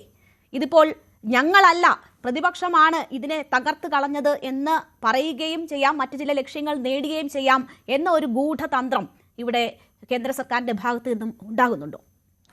എനിക്കറിയില്ല. ഞാൻ മനസ്സിലാക്കിയിടത്തോളം രാജ്യത്തിലെ മിക്കവാറും എല്ലാ പാർട്ടികളിലും ഒരു പുരുഷ മേധാവിത്വ ഘടനയുണ്ട്. കാരണം അങ്ങനെ ആത്മാർത്ഥത ഉണ്ടായിരുന്നെങ്കിൽ ഈ രാഷ്ട്രീയ പാർട്ടികൾ അവരുടെ സ്ഥാനാർത്ഥികളെ നിർത്തുന്ന കാര്യത്തിലെങ്കിലും 33% സംവരണം നടത്തുന്നതിന് പാർട്ടിക്കകത്ത് തടസ്സമൊന്നുമില്ല. 96-ന് ശേഷം എത്ര കൊല്ലം കടന്നുപോയി, എന്താ മറ്റു പാർട്ടികളും ചെയ്യാത്തത്? അപ്പോൾ അതുകൊണ്ട് എല്ലാ പാർട്ടികളിലും പുരുഷ മേധാവിത്വമുണ്ട് എന്നുള്ളൊരു വസ്തുത നമ്മൾ അംഗീകരിക്കുക. അതൊരു ഫാക്റ്റാണ്. ഇത് പഴയ കാലത്ത് വന്നപ്പോൾ പോലും അക്കാലത്ത് മുലായം സിംഗ് യാദവും ലാലു പ്രസാദ് യാദവും ഒക്കെ പറഞ്ഞതൊക്കെ നമ്മുടെ ഓർമ്മയിലുണ്ട്. ഞങ്ങൾ വെയിൽ കൊണ്ട് നേടിയതാണ്, കഷ്ടപ്പെട്ട് റോഡിൽ കിടന്ന് സമരം ചെയ്ത്, തെരുവിൽ കിടന്ന് സമരം ചെയ്ത് നേടിയതാണ്, അതങ്ങനെ സംവരണം കൊടുക്കാൻ പറ്റില്ല. അതുകൊണ്ട് 1/3 ഇതിനകത്തു നിന്ന് കൊടുക്കുന്നതിനെ പുരുഷ മേധാവിത്വം എതിർത്തതിൻ്റെ ഏറ്റവും നല്ല ഉദാഹരണമാണ് ഇക്കഴിഞ്ഞ എല്ലാ തെരഞ്ഞെടുപ്പുകളിലും 96-ന് ശേഷം നടന്ന തെരഞ്ഞെടുപ്പുകളിൽ ഒരു 10-12% പാർട്ടിക്കകത്ത് സ്ഥാനാർത്ഥികൾ നിർത്തുന്നതല്ലാതെ ഒരു പാർട്ടിയും അതിൽ ആത്മാർത്ഥത കാണിച്ചിട്ടില്ല. അതുകൊണ്ടാണ് ഭരണഘടനാ ഭേദഗതി വേണം എന്ന് പറയുന്നത്. അത് വന്നു, 106-ാമത്തെ ബില്ല് പ്രകാരം അത് പാസ്സായി. 106-ാമത്തെ ബില്ല് പാസ്സായത്തെ പശ്ചാത്തലത്തിൽ ഭരണഘടനാ ആക്ട് പാസ്സായി. ആ ആക്റ്റായി വന്നപ്പോൾ നമ്മൾ പ്രതീക്ഷിക്കുന്നത് ഇത് 2029 ഇലക്ഷനിൽ ഇത് ഇംപ്ലിമെൻ്റ് ചെയ്യുമെന്നാണ് നമ്മൾ എക്സ്പെക്റ്റ് ചെയ്തത്. അതിന് മുമ്പ് സെൻസസ് തീർക്കും എന്നുള്ള പ്രതീക്ഷയാണ്. ഇപ്പോഴത്തെ ബില്ലിൽ കണ്ടിരിക്കുന്ന ഒരു വ്യത്യാസം, ഒന്ന്, 2029 സെൻസസിൻ്റെ ഡേറ്റ വെച്ചല്ല ഇത് ചെയ്യാൻ പോകുന്നത്, 2011 സെൻസസ് വെച്ചുകൊണ്ടാണ്. അത് തീർച്ചയായിട്ടും ഒരു തർക്ക വിഷയം തന്നെയാണ്. അങ്ങനെ ഒരു സെൻസസ് 2029 നടക്കാനിരിക്കുമ്പോൾ അത് കഴിഞ്ഞാണ് ഇത് നടത്തിയിരുന്നെങ്കിൽ കുറച്ചുകൂടി ശാസ്ത്രീയമാവില്ലായിരുന്നോ? ഒന്ന്. മറ്റൊന്ന്, ഈ രാഷ്ട്രീയ പാർട്ടികളിലെ പേട്രിയാർക്കി എന്ന് പറയുന്ന വിഭാഗത്തിന് കോട്ടം തട്ടാത്ത രീതിയിലാണ് ഇത് വന്നിരിക്കുന്നത്. എന്താണെന്ന് മനസ്സിലാക്കാം. 1/3 കൊടുക്കുന്നത് 543 നല്ല കൊടുക്കുന്നത് 850 നിന്നാണ്. അപ്പോൾ അതുകൊണ്ട് നിലവിലുള്ള മണ്ഡലങ്ങൾ പൊതുവിൽ പുരുഷ മേധാവിത്വത്തിനുള്ള ആ ഒരു ശക്തി അത് നഷ്ടപ്പെടുന്നില്ല, അത് അതുപോലെ തുടരുന്നു. അഡീഷണലായിട്ട് 1/3 വരുന്നു, ആയിക്കൊള്ളട്ടെ. എന്നാലും 15 വർഷത്തേക്കാണെങ്കിൽ പോലും ഇപ്പോൾ നിയോഗിച്ചിരിക്കുന്ന 15 വർഷം എന്നാണ്, അത് നീട്ടി കൊണ്ടുപോകാം. അങ്ങനെ ഇത് അത്യാവശ്യമാണെന്നുള്ള കാര്യത്തിൽ ആർക്കും തർക്കമില്ല. കാരണം ഇത്രയും ജെൻഡർ ഇൻബാലൻസും എക്സ്പ്ലോയിറ്റേഷനുള്ള രാജ്യത്ത് രാഷ്ട്രീയത്തിൽ കൂടിയും പാർലമെൻറ്റിൽ കൂടിയും നിയമസഭകളിൽ കൂടിയും മാത്രമേ സ്ത്രീകൾക്ക് അവരുടെ കാര്യങ്ങൾ നേടാൻ പറ്റുള്ളൂ. അപ്പോൾ ഈ ബില്ല് പാസ്സായി ഇത് ഇംപ്ലിമെൻറ്റ് ചെയ്യേണ്ടത് അത്യാവശ്യമാണ്. പക്ഷേ ഇതിനിടയ്ക്ക് മണ്ഡല പുനർനിർണ്ണയം എന്നുള്ള കാര്യം വന്നതാണ് ഇവിടെ ഒരു ഇഷ്യൂ വന്നത്. അപ്പോൾ മണ്ഡല പുനർനിർണ്ണയം 2029 ഞങ്ങൾ എടുക്കണില്ല എന്ന് ഗവൺമെൻറ് പറയുകയും 2011 ഇപ്പോൾ 2029 18 വർഷത്തെ വ്യത്യാസമാണ്. ആ പഴയ ഡേറ്റ വെച്ചാണ് ഇത് റിന്യൂ ചെയ്യാൻ പോണത്. അപ്പോൾ അതാണ് രണ്ടാമത്തെ കീറാമുട്ടിയായി നിൽക്കുന്നത്. ഈ 2 ഫാക്ടേഴ്സും ഒരുമിച്ച് പോകാത്തതാണ് ഈ വിഷയം വിവാദമാകാൻ കാരണം. പിന്നെ താങ്കൾ ചൂണ്ടിക്കാണിച്ചതുപോലെ ഇത് ഒരുപക്ഷെ പാസ്സാകാതിരുന്നാൽ അതിൻ്റെ പ്രധാന ഉത്തരവാദിത്വം പ്രതിപക്ഷത്തിൻ്റെ തലയിൽ വയ്ക്കാനാണോ എന്ന് പറയുന്നതിൽ എത്ര സാങ്കത്യമുണ്ടെന്ന് എനിക്ക് അറിഞ്ഞൂടാ. കാരണം എന്തായാലും ഈ ബില്ല് പാസ്സായല്ലോ, ഇന്നല്ലെങ്കിൽ നാളെ ഇത് കൊണ്ടുവന്നല്ലേ പറ്റൂ. അപ്പോൾ ഇത് തോക്കാൻ വേണ്ടി ഒരു ബില്ല് കൊണ്ടുവന്നതാണ് എന്നെനിക്ക് അങ്ങനെ ഒരു സ്ട്രാറ്റജി ഭരണകക്ഷി എടുക്കുമോ? 3/2 ഭൂരിപക്ഷം വേണം, അതിന് തർക്കമൊന്നുമില്ല. അപ്പോൾ ഇത്രയും വലിയ പ്രധാനപ്പെട്ട പക്ഷേ 3/2 ഭൂരിപക്ഷം കിട്ടിയില്ലെങ്കിൽ ഇത് പാസ്സാകത്തുമില്ല. 2 സഭകളിലും അത് 3/2 ഭൂരിപക്ഷം വേണം. അതിൻ്റെ എന്തെങ്കിലും കണക്കുകൂട്ടൽ ചെയ്യാതെ ഇത് കൊണ്ടുവരുമോ എന്നുള്ള കാര്യം എനിക്ക് അറിഞ്ഞുകൂടാ. പക്ഷേ ഇതോടൊപ്പം ഇത് പാസ്സാകുന്നു എന്നിരിക്കട്ടെ, വാസ്തവത്തിൽ അപ്പോൾ 2029 ഡേറ്റ വെച്ച് വീണ്ടും നമ്മളൊരു പുനർനിർണ്ണയത്തിന് പോകുമോ? അതൊക്കെ വാസ്തവത്തിൽ ഇത്രയും വൈകി വന്ന സമയത്ത് അതും കൂടി ഒന്ന് ആലോചിച്ചിട്ട് 2 വർഷത്തെ കാര്യമല്ലേ ഉള്ളൂ. അത് കഴിഞ്ഞ് 2029 അത് ഇംപ്ലിമെൻറ്റ് ചെയ്തിരുന്നാൽ എന്താണ്? പക്ഷേ 2011 ഡേറ്റ വെച്ച് ചെയ്യുമ്പോൾ വീണ്ടും ഈ മണ്ഡല പുനഃക്രമീകരണം വേണ്ടി വരും. ഈ ഡീലിമിറ്റേഷൻ എന്ന് പറയുന്നത് വാസ്തവത്തിലൊരു ഫെഡറൽ ഇഷ്യൂ തന്നെയാണ്. കാരണം രാജ്യത്ത് നമ്മളെ പ്രതിനിധീകരിക്കുന്ന ആൾക്കാരുടെ എണ്ണം ഒരു ഘടകമാണ്. അതിനകത്ത് അവർക്ക് ഒരാൾക്ക് എത്ര പേരെ ഒരു റെപ്രസെൻറ്റേറ്റീവ് എത്ര ലക്ഷം പേരെ അവർ റെപ്രസെൻ്റ് ചെയ്യാൻ പ്രതികരിക്കാൻ പറ്റും. അതോടൊപ്പം തന്നെ ഈ റെപ്രസെൻറ്റേറ്റീവ്സ് അതാത് സ്റ്റേറ്റുകളുടെ ഇഷ്യൂസ് കൊണ്ടുവരുമ്പോൾ ഇത് റിഫ്ലക്റ്റ് ചെയ്യുന്നത് മറ്റ് നയങ്ങളിൽ എങ്ങനെയാണ്. അതാണ് ഇവിടെ ഇപ്പോൾ ദക്ഷിണേന്ത്യ ബാക്കി കാര്യങ്ങളൊക്കെ ചർച്ച ചെയ്തപ്പോൾ അതുണ്ടാകുന്ന വിവാദ വിഷയം ഇതാണ്. കാരണം രാജ്യത്തിൻ്റെ ഭാവി നിൽക്കുന്നത് ഒരു സമീകൃതമായ ഒരു ബോഡി പോളിറ്റിയിലാണ്. അപ്പോൾ അങ്ങനെ രാജ്യത്തിലെ വളർച്ച ഇപ്പോൾ നമുക്കറിയാം, നമ്മുടെ ഇന്ത്യയിൽ തന്നെ നോർത്ത് ഈസ്റ്റേൺ സ്റ്റേറ്റ്സ് ഏറ്റവും ബാക്ക്വേർഡാണ്. അവരെ പോലും ഒരുമിച്ച് കൊണ്ടുവന്ന് അവർക്കുള്ള സ്പെഷ്യൽ പാക്കേജ് എല്ലാം കൊടുത്ത് ഒരുവിധം മുന്നോട്ട് കൊണ്ടുപോകേണ്ടത് രാജ്യത്തിൻ്റെ വളർച്ചയ്ക്കും വളരെ അത്യാവശ്യമാണ്. ഇപ്പോൾ അതേസമയം സൗത്ത് ഇന്ത്യൻ സ്റ്റേറ്റ്സിന് ഈ ആക്ഷേപം വരാതിരിക്കണം. കാരണം അവർ നല്ല രീതിയിൽ പെർഫോം ചെയ്തു എന്ന് പറഞ്ഞതുകൊണ്ട് അവരെ ശിക്ഷിക്കപ്പെടാനും പാടില്ല. നമുക്കറിയാം 76-ലും 2001-ലും ഈ ജനസംഖ്യ ആനുപാതികം അല്ലെങ്കിൽ ആ രീതിയിലുള്ള മണ്ഡല പുനർനിർണ്ണയത്തിന്റെ പ്രശ്നം ഇതുപോലെ ഉയർന്നപ്പോഴാണ് അത് 2 തവണയും 25 വർഷത്തേക്ക് വേണ്ട എന്ന് വെച്ചത്. ഇനി ഒരു 25 വർഷം കൂടി അത് വേണ്ടാന്ന് വെക്കാനുള്ളൊരു തീരുമാനം എടുക്കാൻ പറ്റുമോ? അങ്ങനെ എടുത്താൽ അതും ആത്മഹത്യാപരമാവില്ലേ? അതെ, തീർച്ചയായിട്ടും എടുക്കാൻ പറ്റുകയൊക്കെ ചെയ്യും. പക്ഷെ അത് ചെയ്യുന്നത് ശരിയല്ല. കാരണം ഇപ്പോൾ തന്നെ 55 വർഷം കഴിഞ്ഞു, ഇനി 25 വർഷം കൂടെ പോയി 81 വർഷമാകും. അത് ശരിയല്ല, ഒരിക്കലും ശരിയല്ല. കാരണം രാജ്യത്തെ ജനസംഖ്യ വളർന്നുകൊണ്ടിരിക്കും. ഇപ്പം 147 കോടിയാണ്, അടുത്ത വർഷം 150 കോടിയാവും. ഇത്രയും വലിയ ജനസംഖ്യയുള്ള രാജ്യത്ത് അതിൽ 100 കോടി വോട്ടേഴ്സെങ്കിലും ഇപ്പോൾ തന്നെ കാണും. അപ്പോൾ ആ നിലയ്ക്ക് ഇത് ചെയ്യേണ്ടതാണ്, അപ് ടു ഡേറ്റ് ആക്കേണ്ടതാണ്. ആ നിലയ്ക്ക് ഈ 2027 ഡേറ്റ വെളിയിൽ വരാൻ വലിയ സമയമൊന്നും എടുക്കില്ല. ഇപ്പോൾ പഴയ കാലമല്ല. കാരണം സെൻസസ് എന്ന് പറയുന്നത് ടെക്നോളജി വളരെ സൗകര്യമായതുകൊണ്ട് ആൾക്കാരെ കൗണ്ട് ചെയ്യാനും അവരെ കാറ്റഗറി എടുക്കാനും ഒന്നും പ്രശ്നമൊന്നും ഉണ്ടായിട്ടില്ല. പക്ഷേ ഇതിനിടയ്ക്ക് മറ്റൊരു കാര്യം കൂടി പറയാൻ ആഗ്രഹിക്കുന്നുണ്ട്. ഈ ഗവൺമെൻറ് തന്നെ ഇതിനകത്ത് ഷെഡ്യൂൾ കാസ്റ്റ് ഷെഡ്യൂൾ ട്രൈബ്സിനുള്ള റെപ്രസെൻറ്റേഷൻ പറയുന്നുണ്ട്, അതിന് തർക്കമൊന്നുമില്ല. പക്ഷേ ചില പാർട്ടികൾ ആവശ്യപ്പെട്ട രീതിയിൽ അതിനകത്ത് OBC റിസർവേഷൻ അത് പറയുന്നില്ല. കാരണം അതിൻ്റെ ആവശ്യമില്ല. കാരണം ജനറൽ നമ്മുടെ രാജ്യത്തിലെ പൊതുവിൽ നോക്കിക്കഴിഞ്ഞാൽ SC/STക്ക് മാത്രമേ റിസർവേഷൻ ഉള്ളൂ, OBCക്ക് ഇല്ല. ഭരണഘടനയുടെ അടിസ്ഥാന തത്വത്തിലതില്ല. അപ്പോൾ അതൊക്കെ പറഞ്ഞ് ആവശ്യപ്പെട്ട പാർട്ടികളൊക്കെ ഇനി അത് കൊണ്ടുവന്നില്ല എന്ന് പറയുന്നതിനകത്തും വലിയ കാര്യമില്ല. തീർച്ചയായും. എന്തായാലും ഈ ആശങ്കകൾ നാളെ പ്രധാനമന്ത്രി ബില്ല് അവതരിപ്പിച്ച് സംസാരിക്കുമ്പോൾ ഇതിലേതൊക്കെ അഡ്രസ്സ് ചെയ്യപ്പെടുന്നു എന്നത് വളരെ പ്രധാനപ്പെട്ടതാണ്. ആൻ സെബാസ്റ്റ്യൻ, നോക്കൂ, ഇവിടെ ഇപ്പോൾ രാഷ്ട്രീയ പാർട്ടികളുടെ ആത്മാർത്ഥത ഒരു വലിയ വിഷയമാണല്ലോ. BJPക്ക് ആത്മാർത്ഥത ഉണ്ടായിരുന്നുവെങ്കിൽ എന്തുകൊണ്ട് 24-ൽ പാസ്സാക്കിയില്ല, ഇപ്പോൾ ഈ നിബന്ധന വെക്കുന്നു എന്ന് ചോദിക്കുമ്പോൾ സ്വയവും അങ്ങനെ ചില ചോദ്യങ്ങൾ ചോദിക്കാമല്ലോ. ഈ കഴിഞ്ഞ നിയമസഭാ തെരഞ്ഞെടുപ്പിൽ കോൺഗ്രസ് നിർത്തിയിരിക്കുന്ന വനിതാ സ്ഥാനാർത്ഥികളുടെ ശതമാനം എന്ന് പറയുന്നത് വെറും 9%. നമ്മളുടെ സംസ്ഥാനത്ത് 9% സ്ത്രീകളെ മാത്രമാണ് മത്സര രംഗത്തേക്ക് ഇറക്കിയിരിക്കുന്നത് കോൺഗ്രസ്. ഇത് 2024 തന്നെ സംവരണം നടപ്പാക്കണമെന്ന് ആവശ്യപ്പെടുന്ന കോൺഗ്രസിന് എന്തുകൊണ്ട് സംസ്ഥാനങ്ങളിൽ അത് നടപ്പിലാക്കിക്കൂടാ? അങ്ങനെ ഒരു ചോദ്യം വരുമല്ലോ. അപ്പോൾ ആർക്കാണ് ആത്മാർത്ഥത? ഇത്രയും നാൾ ഭരണം കിട്ടിയിട്ട് നടത്താത്ത കോൺഗ്രസിന് ആത്മാർത്ഥതയുണ്ട് എന്ന് പറഞ്ഞാൽ ജനം വിശ്വസിക്കുമോ? അതിനുശേഷവും ഇപ്പോഴും ഓരോ സംസ്ഥാനങ്ങളിൽ നടക്കുന്ന തെരഞ്ഞെടുപ്പിലും ആ പ്രാതിനിധ്യം ഉറപ്പുവരുത്താൻ പറ്റാത്ത പാർട്ടിയുടെ ആത്മാർത്ഥത എന്താണ് എന്ന് തിരിച്ചൊരു ചോദ്യമില്ലേ? തീർച്ചയായും ഇവിടെ നേരത്തെ ശ്രീമതി ആനി രാജ പറഞ്ഞ പോലെ തന്നെ പൊളിറ്റിക്കൽ പാർട്ടീസ് അല്ലെങ്കിൽ ഓർഗനൈസേഷൻസ്, അത് രാഷ്ട്രീയ പാർട്ടികളായി ആവട്ടെ, സാമൂഹികമായിക്കോട്ടെ, മതപരമായിട്ടുള്ളതായിക്കോട്ടെ, ഈ പാട്രിയാർക്കി, പുരുഷ മേധാവിത്വം എന്ന് പറയുന്നത് ഒരു യാഥാർത്ഥ്യം തന്നെയാണ്. അത് അറിഞ്ഞുകൊണ്ടോ കോൺഷ്യസ്ലി ഓർ അൺകോൺഷ്യസ്ലി നമ്മുടെ സമൂഹത്തില് അത് രാഷ്ട്രീയ പാർട്ടികൾ, അത് ഏത് പാർട്ടി തന്നെ ആയിക്കോട്ടെ, അവരുടെ ഡിസിഷൻ മേക്കിംഗ് പോയിന്റില്, തീരുമാനങ്ങൾ എടുക്കുന്ന ഇടങ്ങളില് വലിയ ശതമാനം പുരുഷ ശബ്ദങ്ങൾ മാത്രമാണുള്ളത്. അത് വർഷങ്ങളായിട്ട്, അതിപ്പോൾ ഈ ഒരു സമയം വരെ, ഈ നിയമസഭാ തെരഞ്ഞെടുപ്പിൽ പോലും എല്ലാ പാർട്ടികളിലും അവസ്ഥ അത് തന്നെയാണ്. ഇവിടെ കേരളത്തിന്റെ പ്രതിപക്ഷ നേതാവ് അതിനെ അഡ്രസ് ചെയ്യുന്നുണ്ട്. ഞങ്ങൾക്ക് വേണ്ടത്ര രീതിയിൽ സ്ത്രീകളെ പ്ലേസ് ചെയ്യാൻ പറ്റാത്തത് അവര് ചെയ്യുന്നില്ല, ഇവര് ചെയ്യുന്നില്ല എന്ന് കുറ്റപ്പെടുത്തുന്നതിനപ്പുറം അതൊരു തെറ്റാണ്. അത് ഞങ്ങൾ കറക്റ്റ് ചെയ്യണം. അത് കറക്റ്റ് ചെയ്യേണ്ട തെറ്റാണ്. അത് പക്ഷെ ഒരു രാത്രി വെളുക്കുമ്പോൾ അത് സാധിക്കുന്നില്ല എന്നുള്ളത് ദൗർഭാഗ്യകരമാണ്. അത് യാഥാർത്ഥ്യമാണ്. നമുക്ക് റേഷ്യോ അനുസരിച്ച് അല്ലെങ്കിൽ റേഷ്യോനോട് കുറച്ചെങ്കിലും നീതി കാണിക്കാൻ പറ്റുന്ന രീതിയിൽ പോലും സ്ത്രീകളെ പൊളിറ്റിക്സിലേക്ക്, തെരഞ്ഞെടുപ്പ് സംവിധാനത്തിലേക്ക് പാർട്ടികൾക്ക് അക്കോമഡേറ്റ് ചെയ്യാൻ പറ്റാത്തത് വളരെ ദൗർഭാഗ്യകരമാണ്. നമ്മൾ സ്വയം വിമർശനാപരമായിട്ട് കോൺഗ്രസിന്റെ നേതാക്കളും ഒക്കെ അതിനെ അഡ്രസ് ചെയ്യുന്ന ഒരു വിഷയം തന്നെയാണ്. പക്ഷെ ഈ നേരത്തെ അനിരാജ പറഞ്ഞ പോലെ തന്നെ സ്ത്രീ സംവരണത്തോടാണ് ആത്മാർത്ഥതയെങ്കിൽ മറ്റ് 2 ചങ്ങലകൾ കൊണ്ട് അതിനെ പൂട്ടേണ്ട ആവശ്യമില്ലായിരുന്നു. ഇവിടെ ത്രിതല പഞ്ചായത്തില് സ്ത്രീ സംവരണം കൊണ്ടുവരികയും അത് പ്രാവർത്തികമാക്കുകയും ചെയ്തതാണ് കോൺഗ്രസ് നേതൃത്വം കൊടുക്കുന്ന സർക്കാരുകൾ.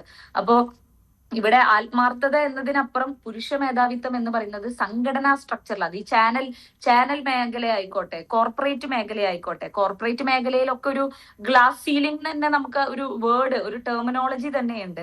അപ്പൊ സ്ത്രീകൾ ഉയർന്നു വരാൻ ശ്രമിക്കുമ്പോൾ അത് ഈ പറയുന്ന ചാനൽ പ്ലാറ്റ്ഫോമുകൾ, പാർട്ടി, രാഷ്ട്രീയ പാർട്ടി, മതസംഘടനകള്, പാട്രിയാർക്കി ഈസ് എ റിയാലിറ്റി. ഞാൻ അതിൽ കക്ഷി രാഷ്ട്രീയമൊന്നും ചേർക്കാൻ ആഗ്രഹിക്കുന്നില്ല. ശരി, അഡ്വക്കേറ്റ് ജയസൂര്യൻ, നോക്കൂ, ഇവിടെ ഇപ്പോ വലിയ ആശങ്ക സൗത്ത് ഇന്ത്യൻ സ്റ്റേറ്റ്സിനെ സംബന്ധിച്ചുണ്ട്. നാളെ കറുപ്പൊടുത്തായിരിക്കും DMK MP-മാർ സഭയിലെത്തുക. ഓരോ വീട്ടിലും ആ രീതിയിൽ പ്രതിഷേധം എന്നത് ആഹ്വാനം ചെയ്തിരിക്കുകയാണ് DMK. വലിയ രീതിയിൽ യോജിച്ചു നിന്നുള്ള ഒരു പ്രതിഷേധം എന്നതാണ് ഇതിൻ്റെ അഫക്റ്റഡ് പാർട്ടീസ് തീരുമാനിച്ചിരിക്കുന്നത്. ഞാൻ നേരത്തെ സൂചിപ്പിച്ചതുപോലെ 76-ലും 2001-ലും ഒക്കെ ഈ ഘടകങ്ങൾ, ഈ പ്രാതിനിധ്യ പ്രശ്നമൊക്കെ പരിഹരിച്ചുകൊണ്ടാണ് ഈ തീരുമാനം മാറ്റിവെച്ചിട്ടുള്ളത്. വനിതാ സംവരണ ബില്ലെന്ന് പറയുന്ന ഏറ്റവും അനിവാര്യമായ ഒരു വിഷയത്തെ ഈ മണ്ഡല പുനഃക്രമീകരണവുമായി കൂട്ടിച്ചേർക്കുന്നത് കൊണ്ടാണ് ഇത്തരമൊരു സാഹചര്യം ഉരുത്തിരിയുന്നത്. ഇതിൽ മറ്റ് രാഷ്ട്രീയ പാർട്ടികൾക്കുള്ള, സംസ്ഥാനങ്ങൾക്കുള്ള ആശങ്കകൾ പരിഹരിക്കപ്പെടേണ്ടതാണ്.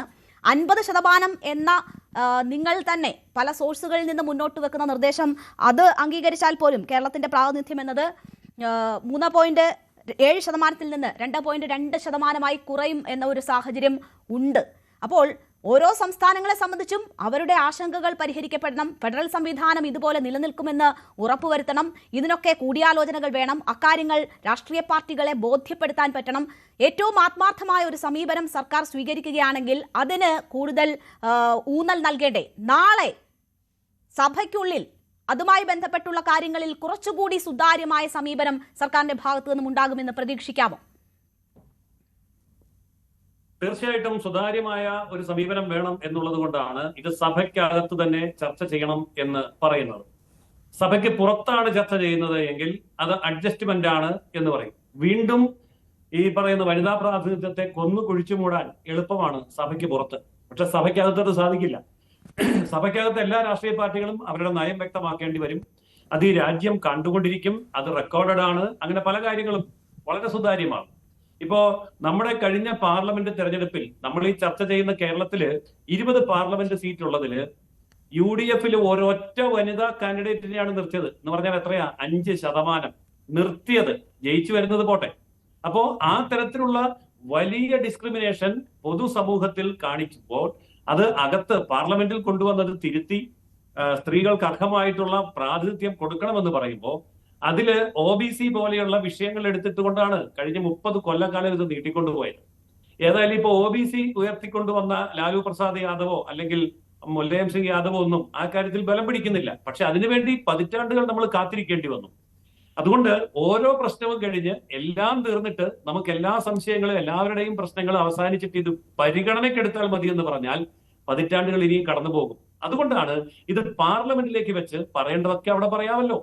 അതായത് എല്ലാ രാഷ്ട്രീയ പാർട്ടികൾക്കും അവരുടെ അഭിപ്രായം അവിടെ പറയാമല്ലോ. അഭിപ്രായം പറയുകയും ഇനി തിരുത്തൽ വേണമെങ്കിൽ തിരുത്താനുള്ള വേദിയാണല്ലോ പാർലമെന്റിന്റെ വേദി.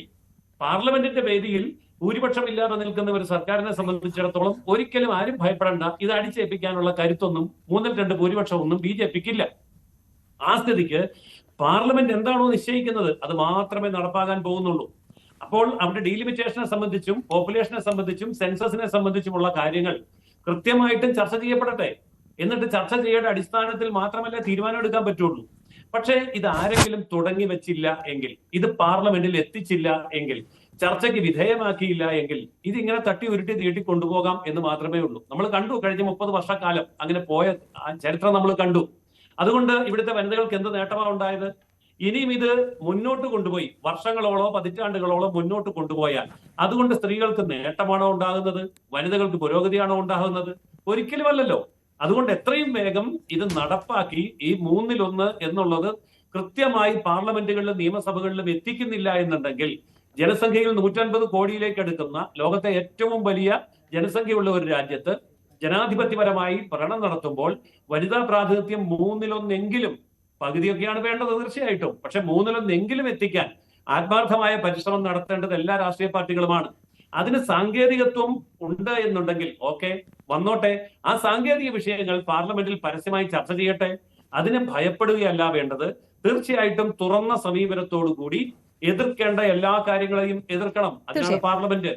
ആ പാർലമെന്റിൽ എതിർത്ത് തോൽപ്പിക്കേണ്ടതിനെ എതിർത്ത് തോൽപ്പിച്ചിട്ട് തിരുത്തേണ്ടതിനെയൊക്കെ തിരുത്തിയിട്ട് എല്ലാവരും ഒറ്റക്കെട്ടായി 2/3 ഭൂരിപക്ഷം ഉണ്ടെങ്കിലല്ലേ നടപ്പാക്കാൻ പറ്റുള്ളൂ. അങ്ങനെ നടപ്പാക്കാമല്ലോ. അതാണ് ഗവൺമെന്റ് ഉദ്ദേശിക്കുന്നത്. തീർച്ചയായും. ശ്രീമതി ആനി രാജ, നോക്കൂ, വളരെ പ്രധാനപ്പെട്ട വിഷയങ്ങളാണ് ഇതൊക്കെ. ചർച്ച ചെയ്യേണ്ട ഇടം തന്നെയാണ് സഭ. അവിടെ ആരോഗ്യപരമായ ചർച്ചകൾ നടത്തണം. ഇവിടെ ഇപ്പോൾ പല സജഷൻസ് ഇതുമായി ബന്ധപ്പെട്ട്, അത് ജനസംഖ്യാനുപാതികമായി എന്നത് പറയുന്നു, 50% വർധന എന്നത് പറയുന്നു. പക്ഷേ ഏറ്റവും ഒടുവിൽ മനസ്സിലാക്കാൻ കഴിയുന്നത് ഈ ഡിലിമിറ്റേഷൻ കമ്മീഷൻ ആയിരിക്കും ഇതിൻ്റെ ഘടന എങ്ങനെ വേണം എന്ന കാര്യത്തിൽ അന്തിമ തീരുമാനം എടുക്കുക എന്നതാണ്. അപ്പോൾ കേന്ദ്ര സർക്കാരിനെതിരെ നിങ്ങൾ ആരോപണമായി ഉന്നയിക്കുന്നത് പോലെയാണ് ഇത് നടക്കാൻ പോകുന്നതെന്ന് ഇപ്പോൾ വിശ്വസിക്കുക സാധ്യമല്ല. തിരിച്ചും അങ്ങനെ ഒരു സാധ്യതയുണ്ട്. അപ്പോൾ സഭയ്ക്കുള്ളിൽ ആരോഗ്യപരമായ ചർച്ചകൾ നടന്നു വേണം ഈ കാര്യങ്ങളിൽ വ്യക്തത വരാനെന്നിരിക്കെ മുൻകൂട്ടി ഞങ്ങൾ ഇതിനെ എതിർക്കും എന്നൊരു സമീപനം സ്വീകരിച്ചതാണ് ഇപ്പോൾ വിമർശന വിധേയം ആകുന്നത്. അപ്പോൾ കഴിഞ്ഞ കാലങ്ങളിലൊക്കെ സഭ ചേരുമ്പോൾ കാണുന്ന ബഹളത്തിൽ മുങ്ങിയ സഭയ്ക്ക് പകരം ആരോഗ്യപരമായ ചർച്ചകൾ സഭയിൽ ഉണ്ടായി ഇതിലൊരു തീരുമാനം ഉണ്ടാകുന്ന തരത്തിലേക്കുള്ള സഹകരണം പ്രതിപക്ഷ പാർട്ടികളുടെ ഭാഗത്തു നിന്നും ഈ വിഷയത്തിൽ ഉണ്ടാകുമെന്ന് പ്രതീക്ഷിക്കാമോ?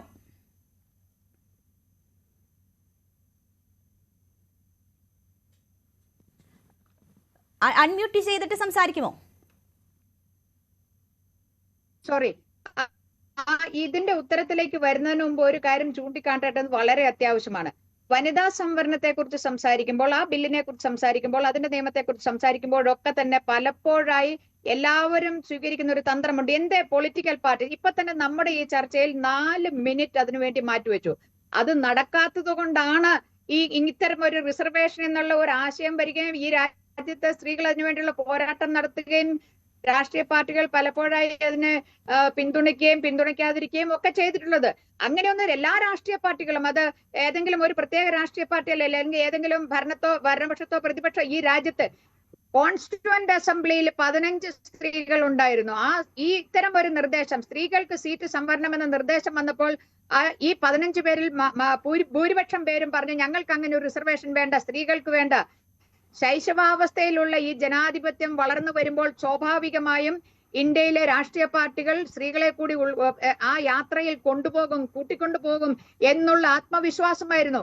ആ ഇന്ത്യൻ ജനാധിപത്യം ഇന്ത്യയിലെ സ്ത്രീകളെ പരാജയപ്പെടുത്തിയെന്ന് 1975 സ്റ്റാറ്റസ് ഓഫ് വിമൻ റിപ്പോർട്ട് വരുമ്പോൾ മനസ്സിലായി. ആ റിപ്പോർട്ട് വരുമ്പോൾ 5% സ്ത്രീകളാണ് 1947 സ്വാതന്ത്ര്യം കിട്ടിയ ഇന്ത്യയിൽ 75 ആകുമ്പോഴേക്കും 5.5%. ആ റിപ്പോർട്ട് വന്നതിന് ശേഷം നടന്ന തെരഞ്ഞെടുപ്പിൽ 3% ആ സംഖ്യ കുറഞ്ഞു. ഇതൊക്കെ യാഥാർത്ഥ്യങ്ങളാണ്. ഇതുകൊണ്ടാണ് ആ റിപ്പോർട്ടിന് ശേഷമാണ് അതുവരെ എതിർത്തിന് വനിതാ സംവരണത്തെ എതിർത്തിരുന്ന പ്രസ്ഥാനങ്ങൾ പോലും സംവരണം ആവശ്യമാണ്, രാഷ്ട്രീയ പാർട്ടികൾ ഇത്തരത്തിൽ സ്ത്രീപക്ഷ സമീപനം സ്വീകരിക്കുന്നില്ല എന്നുള്ള യാഥാർത്ഥ്യം തിരിച്ചറിഞ്ഞുകൊണ്ട് ഈ നടപടികളിലേക്ക് വന്നു. ഇപ്പം വനിതാ സംവരണം എന്ന ബില്ല് നമ്മുടെ മുമ്പിലുണ്ട്. അപ്പോൾ രാഷ്ട്രീയ പാർട്ടികൾ കൊടുക്കുന്നതിനെ കുറിച്ച് ചർച്ച ചെയ്യേണ്ട ആവശ്യമില്ല. നമ്പർ 1. രണ്ടാമത്, തോൽക്കാൻ വേണ്ടി ഒരു ബില്ല് കൊണ്ടുവരണമോ എന്നൊക്കെ ചോദിക്കുമ്പോ അല്ലെങ്കിൽ മുൻകൂട്ടി എന്തേ അതിനെ എതിർക്കുന്നു എന്ന് പറയുന്നത് ചോദിക്കുമ്പോൾ നമ്മുടെ മുന്നിൽ സർക്കാർ ഒരു ബില്ല് അത് വൈകിയാണ് മെമ്പേഴ്സിന് MP-മാർക്ക് കൊടുത്തതെങ്കിൽ പോലും നമ്മുടെ മുന്നിൽ ഒരു ബില്ലുണ്ട്. ആ ബില്ല് വായിച്ചിട്ട് അതിന്റെ ക്ലോസ് ബൈ ക്ലോസ് വായിച്ചിട്ട് അതിൽ എഴുതി വെച്ചിരിക്കുന്ന കാര്യങ്ങളല്ലേ നമ്മൾ പറയുന്നത്.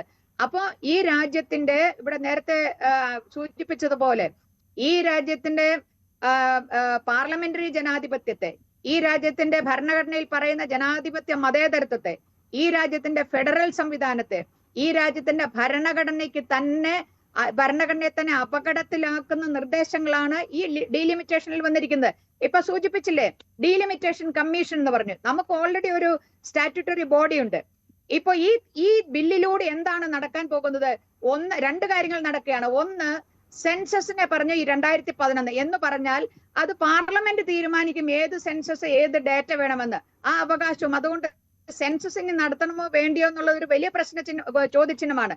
രണ്ടാമത്, ഡീലിമിറ്റേഷൻ എന്ന് പറയുന്നത്, അത് ഈ ഡീലിമിറ്റേഷൻ കമ്മീഷന്റെ സ്റ്റാറ്റ്യൂട്ടറി ബോഡിയായ കമ്മീഷന്റെ മുഴുവൻ അധികാരങ്ങളും ഈ ബില്ല് പാസ്സാക്കുന്നതിലൂടെ കവർന്നെടുക്കുകയും ആ മുഴുവൻ അധികാരങ്ങളും കേന്ദ്രം ഭരിക്കുന്ന സർക്കാരിൽ നിക്ഷിപ്ത വലിയൊരു ആപത്ത് ഈ ബില്ലിനകത്തുണ്ട്. അതുകൊണ്ടാണ് ഞങ്ങൾ പറയുന്നത് വനിതകളുടെ പേര് പറഞ്ഞുകൊണ്ട്, വനിതാ സംവരണം എന്ന പേര് പറഞ്ഞുകൊണ്ട് ആവർത്തിച്ച് 2023 ഈ രാജ്യത്തെ സ്ത്രീകളെ ബിട്രേ ചെയ്തു നരേന്ദ്രമോദി ഗവൺമെന്റ് എങ്കിൽ ഇപ്പോൾ വീണ്ടും അപമാനിക്കുകയാണ് ഈ അമെന്റ്മെന്റ് ബില്ലിലൂടെ ചെയ്യുന്നത്. ജയസൂര്യൻ, ഇനി 2 മിനിറ്റാണ് അവശേഷിക്കുന്നത്. താങ്കൾക്ക് ഇതിനകത്ത് മറുപടി പറയാം. നേരത്തെ താങ്കൾ അഡ്രസ് ചെയ്യപ്പെടാതെ പോയ ഒരു വിഷയം, ഈ 2027 സെൻസസ് ഉള്ളപ്പോൾ എന്തിന് 2011 എന്ന ഒരു ചോദ്യം ചോദിച്ചിരുന്നു. അതിനാണ് താങ്കൾ അഡ്രസ് ചെയ്യാതെ പോയത്.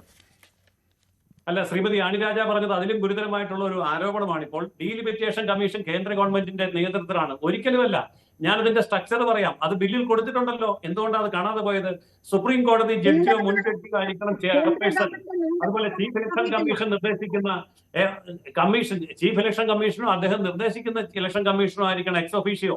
State election commission ex officio ആയിട്ട് അതിലുണ്ട്. 10 വ്യക്തികളെ ഉൾപ്പെടുത്താം ഓരോ സ്റ്റേറ്റിലും. അതിൽ 5 ലോക്സഭാംഗങ്ങൾ, 5 നിയമസഭാംഗങ്ങളുണ്ട്. അത് സ്പീക്കറാണ് തീരുമാനിക്കുന്നത്. അതുപോലെ തന്നെ സെൻസസ് കമ്മീഷണർ, അതുപോലെ തന്നെ സർവേയർ ജനറൽ, പിന്നെ ജിയോഗ്രാഫിക് വിദഗ്ധർ, സർക്കാർ ഉദ്യോഗസ്ഥർ, ആവശ്യമായ സബ്ജക്ട് എക്സ്പേർട്ട്, ഇതെല്ലാം എടുക്കാനുള്ള അവകാശമുണ്ട്. ഇത് ഒരിക്കലും BJP അടിച്ചേൽപ്പിക്കുന്ന കാര്യമല്ല, അങ്ങേയറ്റം സുതാര്യമായിട്ടാണ്. അപ്പോൾ ഇവിടെ ഈ തരത്തിലുള്ള ഒരു സംവിധാനം ആണ് ഈ പറയുന്ന ഡീലിമിറ്റേഷൻ കമ്മീഷൻ എന്നിരിക്കെ ആ ഡീലിമിറ്റേഷൻ കമ്മീഷൻ BJP-യുടേതാണെന്ന് പറയുന്നതിൽ യാതൊരു അടിസ്ഥാനവുമില്ല. അപ്പോൾ അങ്ങനെയുള്ള തെറ്റിദ്ധാരണകൾ പരത്തിയിട്ടാണ് ഡീലിമിറ്റേഷൻ കമ്മീഷന്റെ അധികാരത്തെ മുഴുവൻ കവർന്നെടുക്കുന്നതാണ് ഈ ബില്ലിൽ പറഞ്ഞിരിക്കുന്ന കാര്യങ്ങൾ. മണ്ഡലത്തിന്റെ ഒരിക്കലുമല്ല. ഡീലിമിറ്റേഷൻ കമ്മീഷൻ വെച്ചിരിക്കുന്നത് അങ്ങേയറ്റം സുതാര്യമായിട്ടാണ്, സ്വതന്ത്രമായിട്ടാണ്. അതിന് സുപ്രീം കോടതി ജഡ്ജിയും ചീഫ് ഇലക്ഷൻ കമ്മീഷനും അതുപോലെ സ്റ്റേറ്റ് ഇലക്ഷൻ കമ്മീഷനും ഈ പറഞ്ഞ 5 ലോക്സഭാംഗങ്ങളും 5 നിയമസഭാംഗങ്ങളും എല്ലാം ഉൾപ്പെടുമ്പോ അത് BJP-യുടെ മാത്രമല്ലല്ലോ. ഇപ്പൊ കേരളം എടുക്കൂ, തമിഴ്നാട് എടുക്കൂ, കർണാടകം എടുക്കൂ, അതുപോലെയുള്ള സംസ്ഥാനങ്ങൾ എടുത്തു നോക്കൂ. അവിടെ ഒന്നും ഈ പ്രശ്നം വരുന്നില്ല. അപ്പോൾ ഇത് ശരിക്കും ആടിനെ പട്ടിയാക്കുന്ന രീതിയിലാണ് ഈ ഭയപ്പെടുത്തൽ കൊണ്ടുവരുന്നത്. ഇതിലും സുതാര്യമായിട്ട് ഈ കാര്യം കൊണ്ടുപോകാനും സാധിക്കില്ല. അപ്പോൾ അതിനെ അവസാനിപ്പിച്ചോളൂ, നമ്മുടെ സമയം കഴിയുന്നു. അത് ഞാൻ പറഞ്ഞത് ആ ഡീലിമിറ്റേഷൻ സ്റ്റാറ്റ്യൂട്ടറി ബോഡിയുടെ അവകാശം മുഴുവൻ കവർന്നെടുക്കുന്ന ഒന്നാണ് ഇപ്പോൾ കൊണ്ടുവന്നിട്ടുള്ള ബില്ല്. അതൊന്ന് വായിച്ചു നോക്കൂ ദയവ് ചെയ്തിട്ട്. അതുപോലെ തന്നെ നമ്മുടെ മുമ്പിൽ ഒരു ഉദാഹരണമുണ്ട്. 2 അതിർത്തി മണ്ഡലത്തിന്റെ അതിർത്തി നിശ്ചയിച്ചത് കമ്മ്യൂണലായാണ്.